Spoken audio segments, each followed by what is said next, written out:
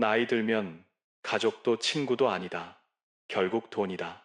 그 말이 마음 한구석에 꽂힌 건 정년 퇴직을 1년 앞둔 어느 겨울이었다. 그땐 그저 웃어 넘겼다. 세상이 그렇게 차갑진 않다고. 우리 가족은 다를 거라고. 나에겐 든든한 아내와 효자인 아들이 있으니까. 하지만 막상 회사를 나온 날, 내 손에 남은 건 낡은 감사패 하나와 시든 꽃다발 한 송이뿐이었다. 50년 가까이 몸담았던 회사의 문이 닫히는 순간, 나는 세상에서 가장 쓸모없는 사람이 된 기분이었다. 이제 좀 쉬어요. 고생 많았어요. 아내의 말은 따뜻했지만 마음은 이상하게 허전했다. 매일 입던 정장이 옷장 속에서 먼지를 뒤집어 쓰는 동안 내 하루도 조금씩 낡아가기 시작했다. 아침엔 밥 먹고, 낮엔 TV 켜놓고, 밤이 되면 괜히 창밖 불빛을 바라보며 생각했다. 이제 나 어디에 써먹히는 사람일까? 그때 들려온 전화 한 통. 아버지, 이번 달 학원비가 좀 모자라서요. 그 한마디에 나는 주저없이 200만 원을 송금했다. 아들을 돕는 게 당연하다고 믿었다. 그런데 그게 시작이었다. 다음 달엔 300만 원, 그 다음엔 500만 원, 그리고 어느 날 아들의 말은 한 단계 더 나아갔다. 아버지, 전세금이 너무 올라서요. 집담보로 대출 좀 받을 수 있을까요? 그때 깨달았다. 돈이 문제가 아니라 마음의 경계가 무너지고 있다는 걸. 가족이라는 이름 아래 내가 조금씩 사라지고 있다는 걸. 하지만 이 이야기는 단순히 비극으로 끝나지 않는다. 이후 나는, 그리고 아내는 무너진 자리에서 다시 일어서는 법을 배웠다. 누구에게도 휘둘리지 않고 누구의 기대에도 흔들리지 않는 우리의 인생 2막을 시작했다. 이 영상은 그런 이야기다. 배신과 상실, 그리고 다시 존엄을 세우기까지. 지금 혹시 여러분도 비슷한 시간을 지나고 있다면 꼭 끝까지 함께 해주시길 바란다. 이건 단순한 감동 이야기가 아니다. 당신의 내일을 바꿀 수 있는 현실 노후의 진짜 기록이다. 영상이 끝날 때쯤엔 아마 당신도 스스로에게 이렇게 말하게 될 겁니다. 이제는 누구도 탓하지 않는다. 내 인생은 내가 지킨다. 퇴직식 다음날 아침이었다. 늘 하던 대로 일어나 커피포트를 올렸다. 하지만 시계는 멈춘 듯 했고 알람은 울리지 않았다. 66세 강민호는 잠시 멍하니 거실에 앉았다. 어제까지만 해도 부장님이라 불리던 사람이었다. 오늘은 그냥 아무 이름도 없는 한 사람. 직함이 사라진 자리가 이렇게 공허할 줄은 상상도 못했다. 창문 밖으로는 출근길 사람들의 발소리가 들렸다. 정장을 입은 그들이 부러웠다. 이제 자신은 그 길에서 제외된 사람이라는 사실이 조용히 가슴을 눌렀다.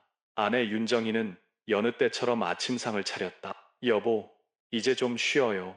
고생 많았어요. 그 말은 다정했지만 이상하게 가시처럼 마음에 박혔다. 쉬어도 괜찮다고 말하지만 정작 쉴 수 있는 사람이 아니라는 걸 그녀도 안다. TV를 켜니 경제 뉴스가 흘러나왔다. 베이비붐 세대 퇴직 러시, 절반이 6개월 내 재취업 희망. 그 자막이 눈에 들어왔다. 민호는 리모컨을 내려놓았다. 그 절반에 나도 포함되겠지. 하지만 누가 나를 써줄까? 냉장고에는 아직 먹을 게 많았고 퇴직금 통장에는 꽤 큰 숫자가 찍혀 있었다. 그런데 마음은 점점 허전했다. 돈이 있어도 마음이 비는 건 아무도 자기에게 필요하다고 말해주지 않기 때문이다. 그날 오후 민호는 괜히 회사 근처를 걸었다. 현관 앞 경비원이 그를 보며 잠시 인사했다. 부장님, 이제 푹 쉬세요. 그 말 한마디가 이상하게 서늘했다. 이제 자신은 그 건물의 손님일 뿐이었다. 집으로 돌아와 현관을 열었을 때 익숙한 냄새 대신 낯선 공기가 밀려왔다. TV는 켜져 있었지만 아무도 그 화면을 보지 않았다. 세상은 그대로인데 자신만 멈춰 있는 듯한 착각. 밤이 되자 민호는 창가에 앉았다.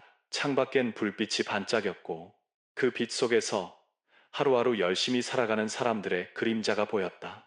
그 순간 문득 생각했다. 나도 저렇게 살았는데 이제 나는 어디로 가야 하지? 그의 머릿속에 떠오른 건 퇴직 전날 술자리에서 선배가 남긴 말이었다. 야, 민호야. 나이 들면 가족도 친구도 아니야. 결국 돈이야. 그땐 세상 참 각박하다고 생각했지만 이제 그 말이 서서히 현실로 다가오는 기분이었다.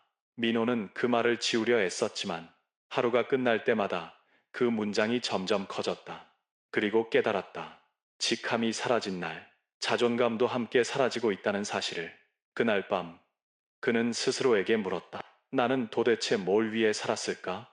그리고 지금 나는 누구지? 그 질문에 답할 사람은 이제 아무도 없었다. 그때부터 조용한 지옥이 시작됐다.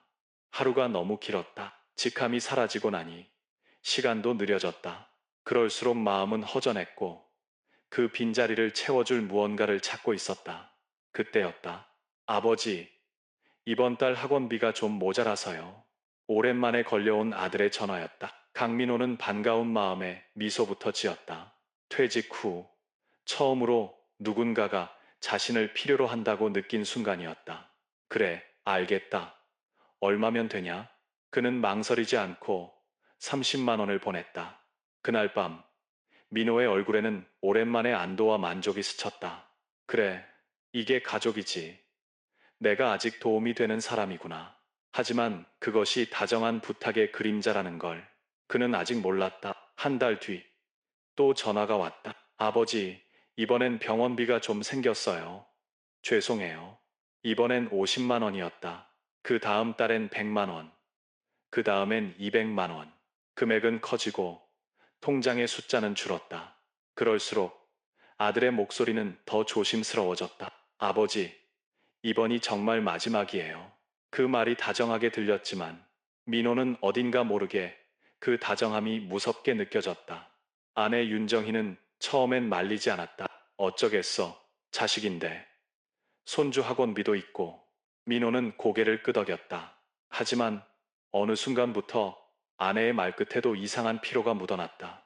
이번 달도 도와줘야겠지? 그 말엔 우리도 힘들다는 무언의 호소가 있었다.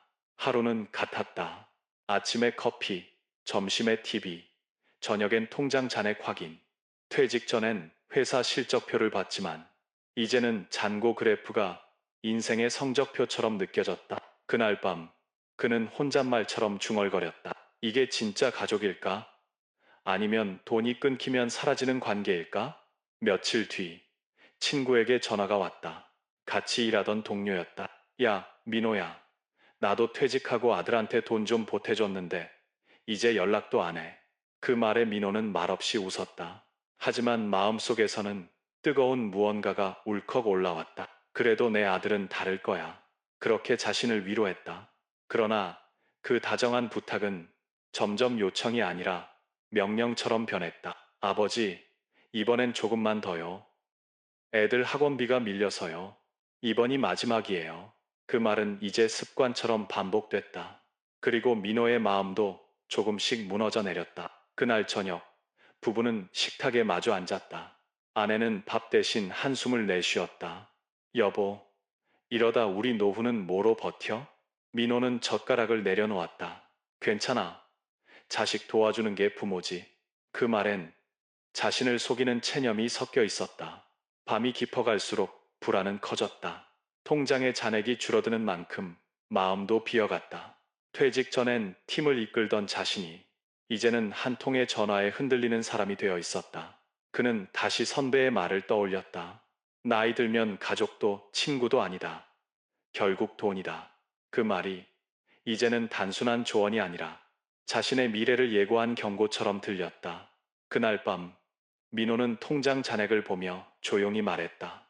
돈을 주는 건 쉬운데 믿음을 잃는 건 너무 빠르구나. 그리고 마음속 깊이 무언가 돌이킬 수 없는 선을 넘어가고 있다는 걸 느꼈다. 그날 저녁 낯선 무게의 전화가 걸려왔다. 아버지, 이번엔 조금만 도와주세요. 전세금이 너무 올랐어요. 처음엔 단순히 걱정하는 아버지의 마음이었다. 하지만 통화가 길어질수록 그 다정한 부탁이 선을 넘기 시작했다. 강민호는 한동안 말이 없었다. 전화기 너머로 들려오는 손주의 목소리, 그리고 며느리의 한숨, 그 소리에 마음이 약해졌다. 아버지, 담보대출이라도 가능할까요? 진짜 이번이 마지막이에요. 우리 집이 위험해요. 민호는 입술을 깨물었다. 담보라는 단어가 낯설고 무겁게 들렸다. 한평생 쌓아온 유일한 재산. 이 집만큼은 지켜야 한다고 늘 생각했었다. 그런데 지금 그 집을 걸고 아들을 도와달라고 한다. 그날 밤 그는 거실 불도 끄지 못한 채 새벽까지 앉아 있었다. 아내 윤정희는 조용히 다가와 말했다. 여보, 손주들이 길거리로 나앉을 순 없잖아요. 이번 한 번만 도와줘요. 진짜 마지막이래요. 그녀의 손은 따뜻했지만 그 말은 너무 차가웠다. 언제부터인가 아내의 입에서도 우리라는 말이 사라지고 아이들만 남아 있었다. 민호는 아무 말도 하지 않았다. 대신 천천히 고개를 끄덕였다. 그게 아버지의 역할이라 믿었기 때문이다. 며칠 후 그는 은행 창구 앞에 앉아 있었다. 담보대출 서류를 작성하며 손이 떨렸다. 직원은 무심하게 물었다. 보증인 아드님 성함 다시 한번 말씀해 주세요. 그 말이 마치 자신을 지워버리는 의식처럼 들렸다. 펜을 쥔 손끝이 하얗게 변했다. 서류에 이름을 쓰는 순간 그는 무언가를 건넨 게 아니라 내어준 기분이었다. 은행 문을 나설 때 세상은 여전히 분주했지만 그의 세상은 조용했다. 집으로 돌아와 소파에 앉은 민호는 한동안 텔레비전을 켜지도 않았다. 아내는 부엌에서 반찬을 다듬고 있었고 그의 시선은 창밖 어둠 속으로 길게 흘렀다. 이게 진짜 가족일까? 마음속에서 작은 균열이 시작됐다. 그날 이후 아들의 전화는 점점 줄어들었다. 명절에도 생일에도 이전엔 하루에 2번씩 걸려오던 전화가 이젠 한 달에 한 번도 오지 않았다. 민호가 먼저 걸면 아들은 늘 바빴다. 죄송해요, 아버지. 나중에 다시 전화드릴게요. 그 말이 반복될수록 민호의 속은 조금씩 무너져 갔다. 어느 날 우편함에서 두꺼운 봉투 하나를 꺼냈다. 대출 연체 통지서. 눈앞이 하얘졌다. 손끝이 얼어붙고 심장이 내려앉았다. 민호는 급히 휴대폰을 들었다. 하지만 신호음은 짧고 건조하게 반복되다. 차가운 기계음으로 바뀌었다. 현재 고객의 전화는 전원이 꺼져 있습니다. 그 짧은 문장이 아버지라는 이름의 마지막 문장이었다. 믿음이 무너지는 소리는 생각보다 조용했다. 며칠 뒤 간신히 연결된 아들의 목소리가 들려왔다. 아버지, 미안해요. 지금은 나도 너무 힘들어요. 조금만 기다려주세요. 그 한마디가 그의 가슴을 송두리째 찢었다. 그는 깨달았다. 그동안 자신이 준 건 사랑이 아니라 돈이었고 아들은 그 사랑을 계산하고 있었다는 걸. 그날 밤 그는 아무 말 없이 불 꺼진 거실에 앉았다. 아내는 조용히 옆에 와 앉았다. 둘은 한참을 말없이 있었다. 그리고 민호가 천천히 입을 열었다. 여보, 이제 그만하자. 우리도 살아야지. 아내는 놀란 눈으로 그를 보았다. 하지만 아무 대꾸도 하지 않았다. 문득 민호는 깨달았다. 사람은 마음으로 무너지는 게 아니라 믿음이 무너질 때부터 무너진다는 걸. 그날 이후 그는 마음속으로 다짐했다. 다시는 누구에게도 내 이름으로 서명하지 않겠다. 겨울이 깊어가던 어느 아침이었다. 윤정희가 냉장고 문을 열자 찬바람 대신 공허한 냄새가 흘러나왔다. 김치통 하나, 달걀 3개, 그리고 반쯤 남은 두부 한 모. 그게 전부였다.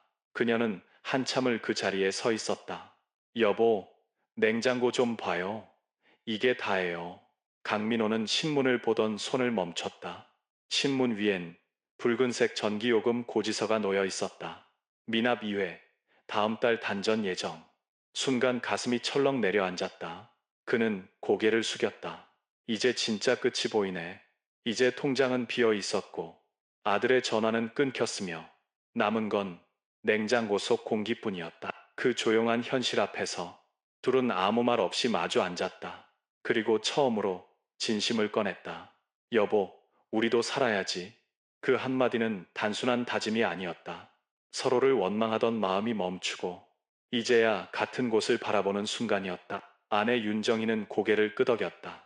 그래요. 이제 우리부터 살아요. 자식은 자식대로, 우린 우리대로. 그날 밤 부부는 오래된 통장을 꺼냈다. 손때 묻은 적금 통장을 펼치자 남은 잔액은 고작 14만 7천 원. 그런데 신기하게도 민호는 웃음이 났다. 그래도 아직 남았네. 영원히 아니잖아. 그 말에 윤정이도 미소를 지었다. 그 순간 둘은 깨달았다. 냉장고 속의 현실, 은 비극이 아니라 시작이었다. 비어 있다는 건 다시 채울 수 있다는 뜻이니까. 이튿날 새벽, 윤정이는 시장으로 향했다. 손끝이 트고 허리가 굽었지만 그녀는 묵묵히 김치와 나물을 담았다. 이제 나도 다시 벌 거야. 그녀는 그렇게 작은 반찬 가게 일을 시작했다. 강민호는 처음엔 말렸다. 당신 몸도 안 좋은데 무슨 시장이야. 하지만 아내는 단호했다. 당신도 이제 일 찾아봐요. 우리 둘이서 해보자. 그 말이 그에게 다시 숨을 불어넣었다. 며칠 뒤 그는 근처 편의점에 갔다. 밤 근무 아르바이트를 구한다는 종이를 보고 처음으로 망설이지 않았다. 저 60대인데 일할 수 있을까요?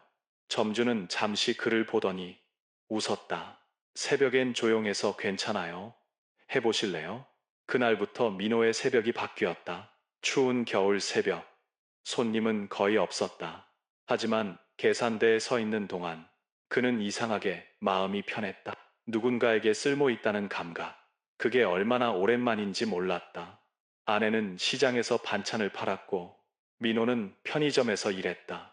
서로의 얼굴은 피곤했지만 저녁이면 둘 다 같은 말을 했다. 오늘도 버텼네. 그 짧은 한마디가 서로를 다시 묶어줬다. 어느 날 밤 민호는 계산을 하다 문득 생각했다. 우린 돈을 잃은 게 아니라 살아가는 감각을 되찾은 거구나. 그리고 마음속으로 조용히 중얼거렸다. 이젠 누구의 기대에 휘둘리지 않겠다. 누구의 불쌍한 부모로도 살지 않겠다. 그날 이후 부부의 하루는 달라졌다. 통장은 여전히 비어 있었지만 두 사람의 마음은 채워지고 있었다. 새벽 5시, 아직 어둠이 가시지 않은 골목.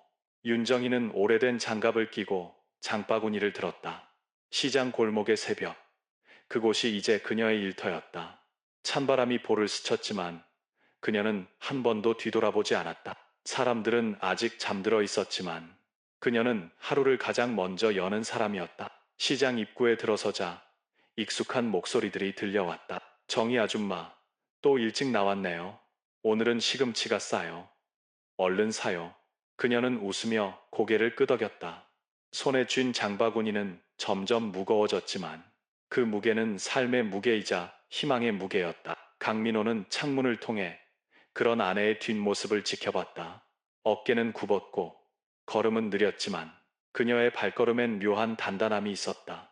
그는 혼잣말로 중얼거렸다. 저 사람 덕분에 내가 다시 숨을 쉬는구나. 시장 골목에 도착한 윤정희는 조그만 플라스틱 테이블을 펴고 김치, 멸치볶음, 장조림, 오이 무침을 차려놓았다. 손끝이 트고 피가 배어 나왔지만 그녀는 신경 쓰지 않았다. 첫 손님이 지나가며 물었다. 이 김치 얼마예요? 이 영원이에요. 맛보세요.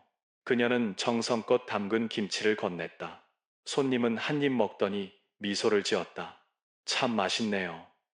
이 맛에 밥 2공기겠어요? 그 말에 윤정이의 입가에도 미소가 번졌다. 그날 저녁 집에 돌아온 그녀의 손은 빨갛게 부어 있었다. 민호가 조심스럽게 손을 잡았다. 많이 아프지? 그녀는 웃으며 고개를 저었다. 괜찮아요.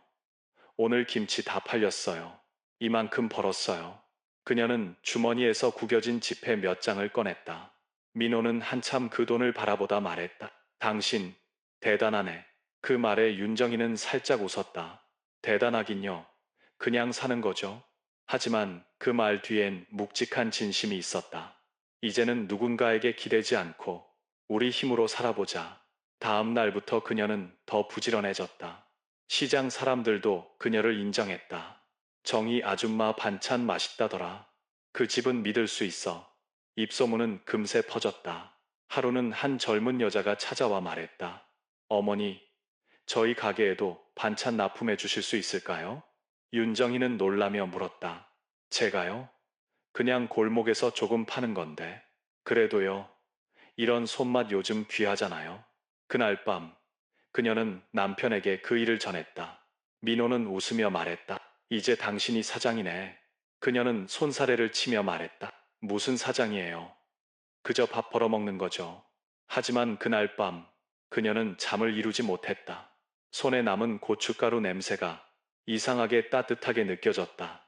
그건 단순한 노동의 흔적이 아니라 존엄을 다시 손에 쥔 증거였다. 며칠 뒤 민호는 새벽 근무를 마치고 돌아와 식탁 위에 놓인 김치통을 바라봤다. 뚜껑엔 메모가 붙어 있었다. 오늘도 잘 팔아야지. 여보 힘내요. 그 글씨를 보며 그는 눈시울이 뜨거워졌다. 그는 조용히 중얼거렸다. 당신 손이 우리 집을 살리고 있네. 새벽 4시 반. 세상은 아직 자고 있었다. 하지만 강민호는 이미 깨 있었다. 알람 소리도 필요 없었다. 그의 몸은 다시 일을 기억하기 시작했기 때문이다. 편의점의 새벽. 이제 그곳이 그의 하루의 출발점이었다. 처음에는 자존심이 걸렸다. 내가 평생 회사 다니다가 이제 편의점 아르바이트라니. 거울 속 자신의 모습을 바라보며 쓴웃음을 지었다. 정장 대신 유니폼, 서류 대신 계산기. 하지만 이상하게도 거기엔 예전보다 조금 더 단단한 표정이 있었다. 편의점 문을 열자 차가운 공기와 함께 커피 향이 퍼졌다. 그는 계산대를 닫고 유통기한을 확인하며 상품을 진열했다. 새벽 손님은 거의 없었다. 오가는 사람들의 발소리 대신 냉장고 모터 소리만 귓가에 남았다. 그런데 그 고요 속에서 민호는 묘한 안정을 느꼈다. 누군가를 기다리지 않아도 되고 누구의 부탁에 흔들리지 않아도 되는 시간. 그는 처음으로 진짜 자신의 자리를 갖고 있었다. 어서 오세요. 처음으로 손님에게 건넨 인사. 짧은 한마디였지만 그 안엔 지난 세월의 무게가 담겨 있었다.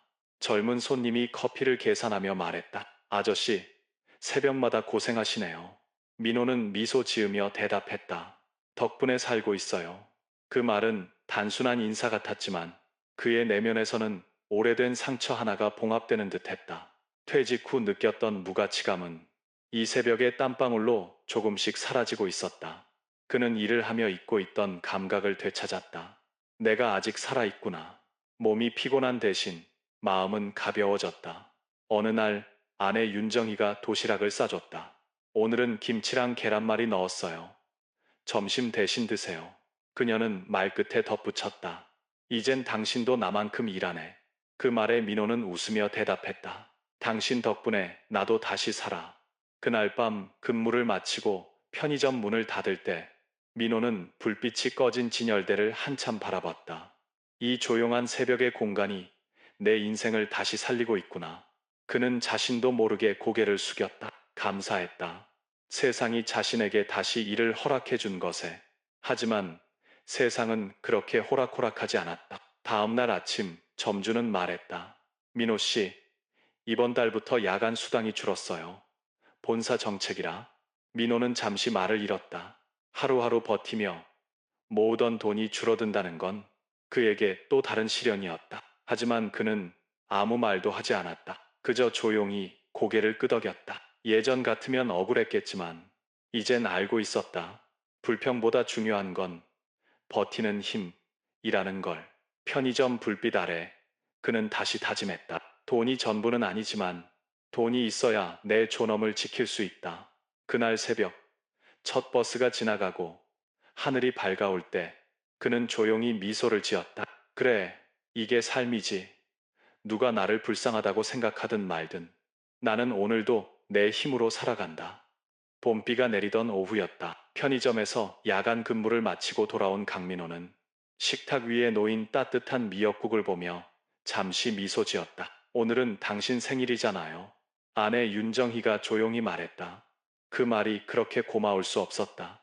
누구의 축하도 전화 한 통도 없던 생일. 오직 아내만이 그를 기억해 주었다. 그런데 그 평온은 오래가지 않았다.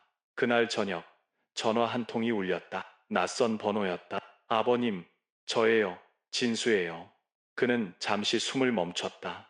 몇 달 만에 듣는 아들의 목소리였다. 아버님, 죄송해요. 이번엔 진짜 어쩔 수 없어요. 전세금이 밀려서 보증금 내일까지 안 내면 나가야 해요. 아들의 말끝엔 울음이 섞여 있었다. 그리고 전화기 너머에서 며느리의 흐느낌이 들려왔다. 아버님, 제발 이번만 부탁드려요. 민호는 잠시 아무 말도 하지 않았다. 그의 머릿속에 수많은 장면이 스쳤다. 은행 창구, 연체 통지서, 꺼져 있던 전화기, 그리고 불 꺼진 거실의 적막. 그 모든 기억이 한꺼번에 되살아났다. 옆에서 통화를 듣던 윤정이가 천천히 고개를 들었다. 그리고 단호한 목소리로 말했다. 우린 못 도와줘요. 그 한마디가 공기를 멈추게 했다. 민호는 놀란 눈으로 아내를 바라봤다. 여보. 하지만 그녀의 눈빛은 흔들리지 않았다. 우리도 이제 겨우 살아가고 있어요. 당신들 힘든 건 알지만 이젠 우리 인생도 지켜야 해요. 전화기 너머의 침묵이 길어졌다. 그리고 아주 작게 들려왔다. 네. 뚝. 소리가 나며 통화가 끊겼다. 그 순간 민호는 숨이 막히는 듯 했다. 한편으론 죄책감, 한편으론 이상한 안도감이 동시에 밀려왔다. 그는 한참을 앉아 있다가 천천히 말했다. 우리가 너무 매정한 건 아닐까? 윤정이는 고개를 저었다. 여보, 우리가 지금 지켜야 할 건 아이들이 아니라 우리 자신이에요. 자식도 부모가 버티는 걸 봐. 그 말은 날카로웠지만 옳았다. 민호는 깨달았다. 거절은 미움이 아니라 사랑의 또 다른 형태라는 걸. 며칠 동안 그들은 잠을 설쳤다. 혹시 손주들이 힘들게 지내진 않을까? 혹시 아들이 정말 막다른 길에 몰린 건 아닐까? 불안과 미안함이 교차했다. 하지만 시간이 지나면서 그들의 마음속에는 조금씩 평온이 찾아왔다. 도와주지 않아도 세상은 그대로 흘러갔고 그들은 여전히 살아 있었다. 어느 날 아침 민호는 편의점으로 가는 길에 스스로에게 물었다. 나는 오늘 어떤 아버지가 되고 싶은가? 그리고 대답했다. 돈을 주는 아버지가 아니라 끝까지 버티는 아버지가 되고 싶다. 그날 밤 부부는 식탁에 마주 앉았다. 아내가 조용히 말했다. 당신, 오늘 수고했어요. 민호는 미소 지으며 대답했다. 당신도요. 오늘 잘 버텼어요. 그 말 한마디에 두 사람의 마음은 따뜻하게 이어졌다. 이제 그들에게 필요한 건 돈이 아니라 서로의 용기였다. 돈이 있어도 마음이 춥다. 그 말은 강민호가 퇴직 후 가장 자주 느꼈던 감정이었다. 통장 잔액은 숫자일 뿐 따뜻함을 주지 못했다. 하지만 이제 그는 깨달았다. 돈이 문제인 게 아니라 돈을 다루는 방법. 이 문제였다는 걸. 그날 밤 부부는 식탁에 앉아 서로의 수고를 나누며 작은 다짐을 세웠다. 이젠 흘러나가는 돈이 아니라 머무는 돈을 만들어 보자. 그렇게 시작된 게 바로 봉투 사기 습관이었다. 첫 번째 봉투에는 생활비를 넣었다. 전기요금, 가스비, 교통비, 필요한 만큼만 계산해서 따로 분리했다. 두 번째 봉투엔 병원비를 넣었다. 언제 찾아올지 모르는 병. 그 불안에 휘둘리지 않기 위해선 미리 대비해야 했다. 세 번째 봉투엔 비상금을 넣었다. 혹시라는 단어는 사람을 불안하게 하지만 그 혹시에 대비하면 마음이 훨씬 가벼워졌다. 마지막 네 번째 봉투. 그건 이름이 달랐다. 존엄비. 윤정이가 직접 이름을 붙였다. 여보, 이건 우리를 위해 쓰는 돈이에요. 치킨 한 마리든 커피 한 잔이든 살아있다는 기분을 느끼게 해주는 돈. 민호는 처음엔 웃었지만 나중엔 그 말이 얼마나 깊은 의미인지 알게 되었다. 가난은 돈이 없는 게 아니라 마음이 얼어붙는 거였다. 그 네 개의 봉투는 단순한 돈 관리가 아니라 삶의 균형을 지키는 장치였다. 며칠 후, 민호는 편의점 계산대 옆에 작은 수첩을 두었다. 그날 쓴 돈, 번 돈, 남은 돈을 기록했다. 오늘 수입 38영원, 지출 12영원, 존엄비 3영원. 적어 내려갈수록 이상하게 마음이 따뜻해졌다. 통장은 여전히 얇았지만 그 안에 숫자에는 온기가 있었다. 어느 날 윤정이가 말했다. 여보, 예전엔 돈 얘기만 나오면 얼굴이 굳었는데 요즘은 오히려 웃네요. 민호는 대답했다. 돈이 무서운 게 아니라 돈을 모르고 사는 게 더 무서운 거였어. 그 말에 윤정이는 고개를 끄덕였다. 그래서 난 이제 매일 아침 봉투를 만져봐요. 그게 오늘 하루 살아갈 용기 같아요. 시간이 흐르자 그들의 집엔 작지만 확실한 변화가 생겼다. 냉장고엔 반찬이 늘었고 부부의 얼굴에는 다시 생기가 돌았다. 그들의 하루는 여전히 바빴지만 이젠 불안이 아닌 확신으로 채워졌다. 주변의 이웃들도 궁금해했다. 어떻게 두 분은 그렇게 평온하세요? 민호는 웃으며 대답했다. 우리에겐 비밀이 하나 있거든요. 돈을 모으는 게 아니라 마음을 덜 흐트리는 방법이죠. 그날 밤 민호는 4개의 봉투를 다시 정리했다. 생활비 봉투엔 오늘도 버텨줘서 고맙다. 병원비 봉투엔 아직 건강하다는 게 축복이다. 비상금 봉투엔 혹시 몰라도 두렵지 않다. 그리고 존엄비 봉투엔 이렇게 썼다. 오늘도 살았다. 잘했다. 그 문장을 읽으며 그는 웃었다. 이제는 돈이 그를 지배하지 않았다. 오히려 그가 돈을 다스리고 있었다. 그 순간 그는 느꼈다. 이게 진짜 통장의 온도를 올리는 기술이구나. 늦여름의 오후, 강민호와 윤정희는 동네 복지관 앞 벤치에 앉아 있었다. 여보, 이거 어때요? 노인 대상 무료 재무 강의래요. 윤정희가 안내문을 내밀었다. 민호는 처음엔 고개를 저었다. 이 나이에 공부가 무슨 소용이야. 하지만 그녀는 조용히 말했다. 우리 아직 배워야 할 게 많아요. 사랑도, 돈도, 나이 들어서 더 공부해야 해요. 그 말에 민호는 잠시 멈췄다. 복지관 강의, 사랑도 공부가 필요하다. 그 문장이 머릿속에 남았다. 결국 그는 아내의 손을 잡고 복지관 안으로 들어갔다. 강의실엔 그들과 비슷한 나이의 부부들이 가득했다.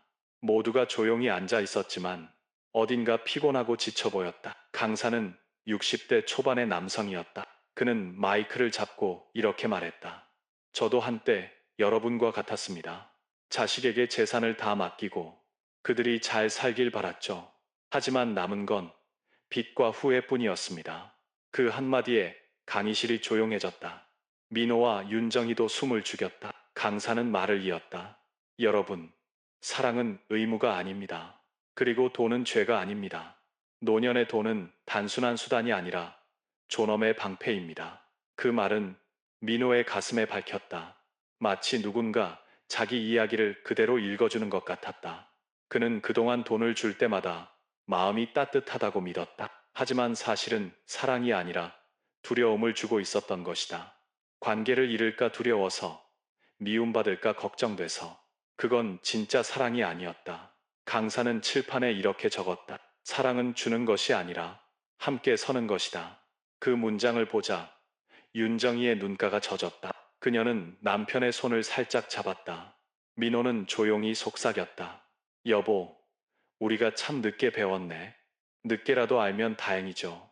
강의가 끝난 후 강사는 참가자들에게 작은 카드를 나눠줬다. 거기엔 단 한 문장이 적혀 있었다. 나의 인생은 아직 진행 중이다. 그날 집으로 돌아오는 길, 민호는 복지관 창문에 비친 자신을 바라봤다. 주름이 늘었지만 그 표정엔 이상한 생기가 있었다. 여보, 우리 잘하고 있는 거죠? 윤정희가 물었다. 응, 이제야 제대로 배우고 있잖아. 집에 돌아오자 그는 식탁 위에 그 카드를 올려두었다. 그리고 옆에 작은 메모를 붙였다. 배움에는 나이가 없고 존엄에는 값이 없다. 그날 밤 두 사람은 오랜만에 웃으며 저녁을 먹었다. 뉴스에서는 고령층 금융 사기 급증이라는 보도가 흘러나왔다. 민호는 리모컨을 눌러 소리를 줄였다. 이제 그런 일, 우린 당하지 않을 거야. 그 말에 윤정이가 고개를 끄덕였다. 왜냐면 우린 이제 배우는 중이니까. 초겨울의 공기가 매서웠다. 강민호는 편의점 계산대 앞에 서 있었다. 그날따라 손님이 많았다. 두꺼운 외투를 입은 남자 하나가 계산대로 다가왔다. 그는 따뜻한 캔커피를 집어들며 말했다. 혹시 강민호 부장님 아니십니까? 민호는 순간 멈췄다. 익숙한 이름, 잊고 있던 호칭. 그는 천천히 고개를 들었다. 혹시 박 과장? 남자는 놀란 듯 웃었다. 맞습니다. 와, 정말 오랜만이네요. 그때 회사에서 저한테 많은 걸 가르쳐 주셨잖아요. 그 한마디에 민호의 눈가가 뜨거워졌다. 그는 순간 말이 나오지 않았다. 우연의 재회, 예전에도 멋지셨습니다. 그 문장이 그의 머릿속에 울렸다. 박 과장은 민호의 손을 꼭 잡았다. 그때 선배님 덕분에 지금까지 버텼어요. 늘 묵묵하게 일하시던 모습, 아직도 기억납니다. 민호는 괜히 머리를 극적였다. 에이, 그게 언제적 일인데. 하지만 마음 한켠이 이상하게 따뜻했다. 박 과장은 계산을 마치며 조용히 말했다. 선배님, 지금도 멋지십니다. 그때처럼 진지하고 성실하게 사시는 모습이요. 민호는 웃었다. 요즘은 그냥 편의점 아르바이트생이에요. 아닙니다. 일하는 사람은 다 멋진 겁니다. 그 말은 단순한 인사 같았지만 그의 가슴을 꽉 채웠다.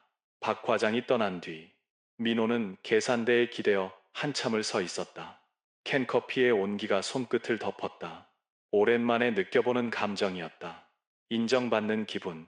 퇴직 후 그는 늘 누군가에게 필요 없는 존재처럼 느껴졌다. 하지만 오늘 그 오랜 그림자 속에서 누군가가 다시 말했다. 당신은 여전히 멋지다. 그날 밤 집으로 돌아온 민호는 아내 윤정희에게 그 이야기를 전했다. 여보, 오늘 회사 후배를 만났어요. 그 친구가 그러더라고요. 선배님, 지금도 멋지십니다. 라고. 윤정희는 미소 지었다. 당신은 원래 멋진 사람이에요. 다만 이제야 그걸 잊지 않게 된 거죠. 그 말에 민호는 잠시 고개를 숙였다.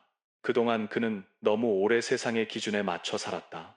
직함이 있을 때는 존경받는 사람, 없어지면 아무것도 아닌 사람. 하지만 그건 세상이 만든 틀일 뿐이었다. 진짜 멋은 누가 봐주지 않아도 자기 자리에서 꿋꿋이 버티는 힘이었다. 그날 밤 민호는 일기장을 꺼냈다. 그리고 그 안에 단 한 줄을 적었다. 나는 여전히 살아있는 사람이다. 그리고 그 사실 하나로 충분하다. 그는 펜을 내려놓고 창문을 열었다. 찬바람이 들어왔지만 마음은 따뜻했다. 거리엔 불빛이 반짝였다. 그 불빛들이 마치 자신을 응원하는 듯했다. 며칠 뒤 편의점 사장이 말했다. 민호 씨, 새로 들어온 직원들 교육 좀 맡아주시겠어요? 경험이 많으시잖아요. 그는 놀랐다. 그리고 웃으며 대답했다. 네, 맡겠습니다. 그 순간 그는 깨달았다. 자신이 다시 필요한 사람이 되었다는 걸. 그건 세상의 인정이 아니라 스스로 만든 자존심의 회복이었다. 그날 밤 윤정이가 물었다. 여보, 요즘은 행복해요? 민호는 잠시 생각하다 대답했다. 응, 행복해. 다른 사람 때문이 아니라 이젠 나 자신 덕분에 행복해. 늦겨울의 새벽, 창밖에서 눈발이 흩날렸다. 강민호는 편의점 근무를 마치고 돌아와 식탁 위에 놓인 우편 봉투 하나를 발견했다. 흰색 종이 위에 굵은 글씨로 적혀 있었다. 대출 만기 통보서. 손끝이 순간 얼어붙었다. 그는 천천히 봉투를 뜯었다. 문장 하나하나가 칼처럼 가슴을 베었다.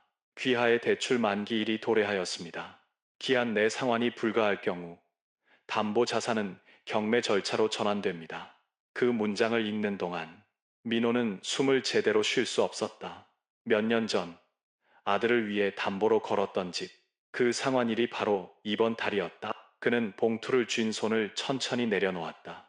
여보, 윤정이가 부엌에서 조용히 다가왔다. 그녀는 편지를 읽고 나서도 아무 말이 없었다. 잠시 후 그녀가 먼저 입을 열었다. 얼마 부족해요? 800만 원. 그동안 모은 걸로는 택도 없어. 짧은 대화 뒤 두 사람은 서로를 바라보았다. 아무 말도 없었지만 눈빛만으로도 알 수 있었다. 이 집을 지켜야 한다. 빚의 그림자가 다시 그들의 삶을 덮쳤다. 하지만 이번엔 달랐다. 예전처럼 절망하지 않았다. 그들은 이미 무너져 본 적이 있었고 다시 일어서 본 적도 있었다. 윤정이가 먼저 일어났다. 잠깐만요. 그녀는 반찬 가게 한쪽 구석에 있는 작은 금고를 열었다. 그리고 손때 묻은 봉투 몇 개를 꺼냈다. 생활비, 병원비, 비상금, 그리고 존엄비. 그녀는 차분히 말했다. 이건 우리가 버텨온 시간이에요. 이 시간을 절대 빼앗길 순 없어요. 민호의 눈가가 젖었다. 그녀는 봉투를 테이블 위에 올려놓고 말했다. 당신 자존심은 내가 지킬게요. 그러니까 우리 다시 한번 버텨봐요. 그날 밤 부부는 계산기를 사이에 두고 앉았다. 모든 통장, 적금, 현금, 카드 잔액까지 하나씩 더했다. 결국 부족한 금액은 870만 원. 현실은 냉정했다. 하지만 포기하지 않았다. 다음 날 새벽, 민호는 편의점 점주를 찾아갔다. 사장님, 혹시 야간 근무 더 있을까요? 점주는 놀란 표정으로 물었다. 괜찮으시겠어요? 힘드실 텐데. 힘들어도 해야죠. 이 싸움은 돈을 위해서가 아니라 제 삶을 지키기 위한 겁니다. 윤정이 역시 시장으로 나갔다. 손목에 파스를 붙이고 허리를 굽혀 반찬을 담았다. 여보, 손 아파요. 괜찮아요.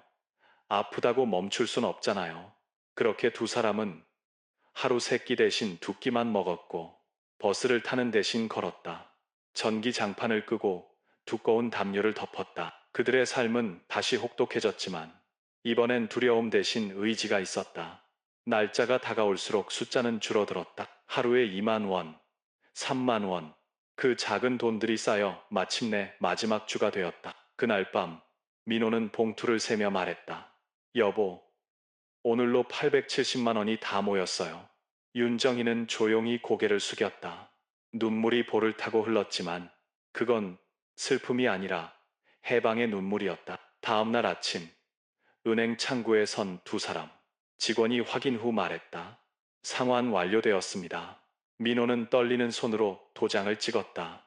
그 순간 그는 느꼈다. 이건 단순히 대출 상환이 아니라 존엄을 지켜낸 승리의 순간이었다. 집으로 돌아오는 길, 윤정희가 말했다. 이젠 진짜 빚 없는 사람이다. 민호는 미소 지었다. 응. 빚도 두려움도 다 갚았어. 집 앞 골목에 눈이 쌓여 있었다. 민호는 발자국을 남기며 중얼거렸다. 우린 해냈다. 세상은 여전히 차갑지만 우리 집만큼은 따뜻하다.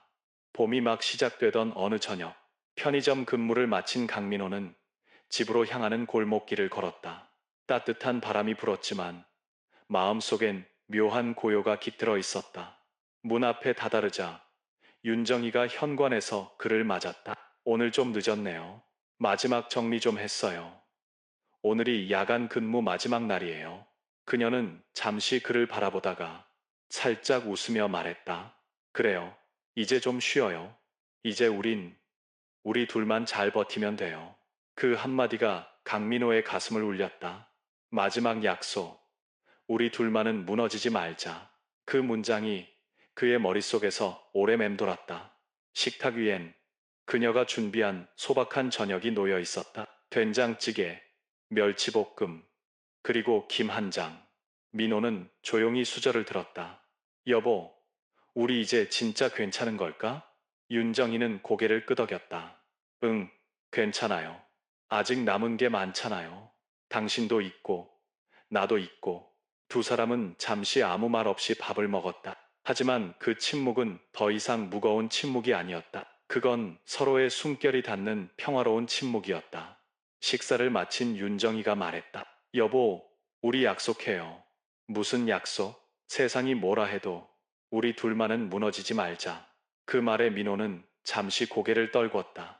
그리고 천천히 손을 내밀어 그녀의 손을 잡았다. 그래, 우리 둘만은 절대 무너지지 말자. 그날 밤, 민호는 잠들지 못했다. 창밖을 바라보며 지난 세월이 스쳐갔다. 직장인의 이름으로 살던 시간, 퇴직 후의 공허함, 가족에게 배신당한 상처, 그리고 다시 일어서기까지의 길.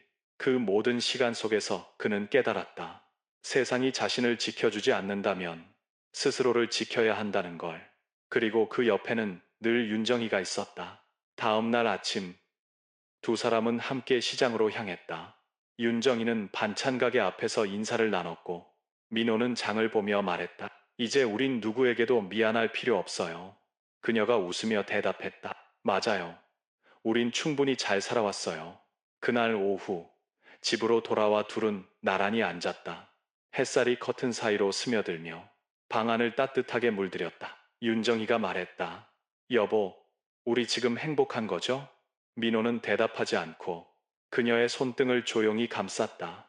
그 손은 여전히 따뜻했고 그 온기 하나로 세상 모든 불안이 녹아내렸다. 저녁 무렵 민호는 일기장 첫 장을 다시 꺼냈다. 그리고 거기 적힌 문장을 천천히 읽었다. 가족을 지킨다는 건 결국 나 자신을 지키는 일이다. 그 밑에 그는 새로운 문장을 덧붙였다.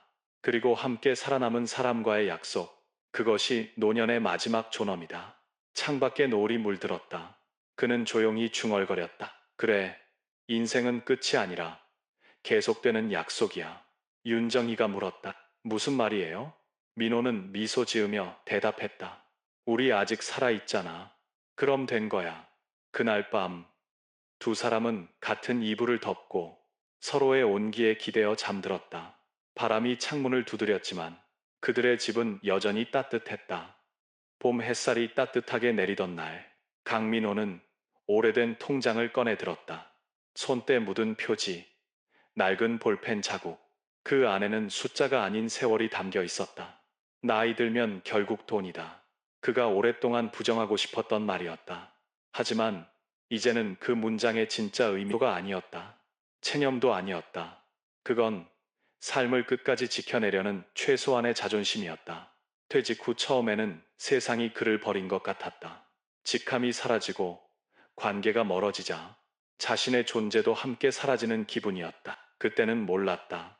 돈이 사랑과 존경을 지켜주는 최소한의 벽이라는 걸. 하지만 세월이 흘러 이제 알았다.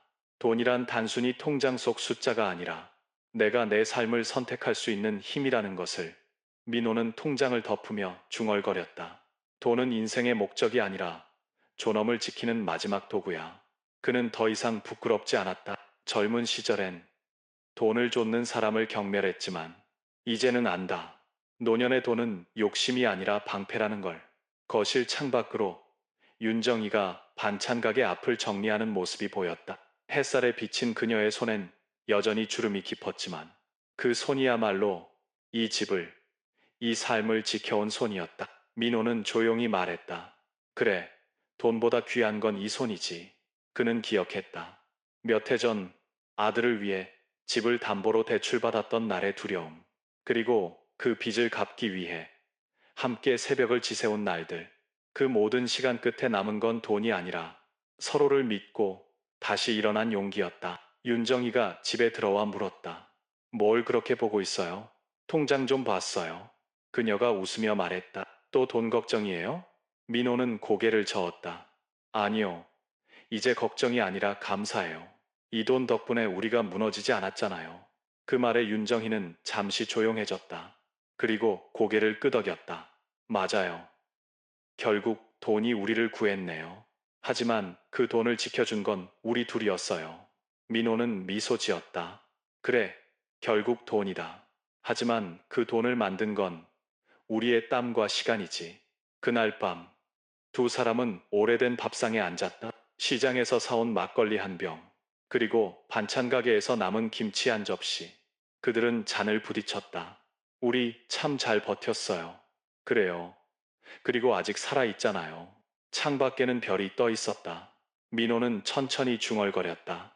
젊을 땐 사람을 믿었지만 나이 들면 결국 돈을 믿게 되지. 하지만 이제 난 안다. 돈이란 결국 사람이 자신을 지키기 위한 사랑의 또 다른 이름이란 걸. 그는 아내의 손을 잡았다. 당신 없었으면 이 돈도 이 삶도 다 의미 없었을 거예요. 윤정이는 미소 지었다. 여보, 우린 돈으로 시작했지만 결국 마음으로 버텼네요. 민호는 천천히 고개를 끄덕였다. 그래, 나이 들면 결국 돈이다. 하지만 그 말의 진짜 의미는 돈이 있어야 마음을 지킬 수 있다는 거야. 마음을 잃지 않기 위해, 존엄을 잃지 않기 위해.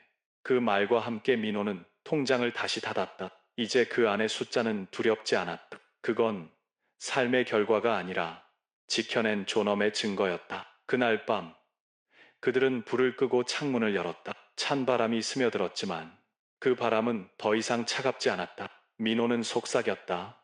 여보, 고마워요. 이 세상 끝에서도 우리 둘만은 무너지지 말아요. 그녀가 대답했다. 응, 우리 이미 이겼어요. 초여름에 바람이 부는 날이었다. 강민호는 편의점 앞 벤치에 앉아 있었다. 손엔 커피 한 캔, 눈앞엔 분주히 오가는 사람들. 그는 문득 생각했다. 돈보다 귀한 건 끝까지 버틴 마음이다. 이제야 그 말이 진짜 가슴에 와 닿았다. 퇴직 후에 긴 터널을 지나며 그는 돈의 냉정함과 사람의 변심을 모두 봤다. 아들은 멀어졌고 친구는 사라졌으며 남은 건 한 통장과 한 사람뿐이었다. 그런데 지금은 안다.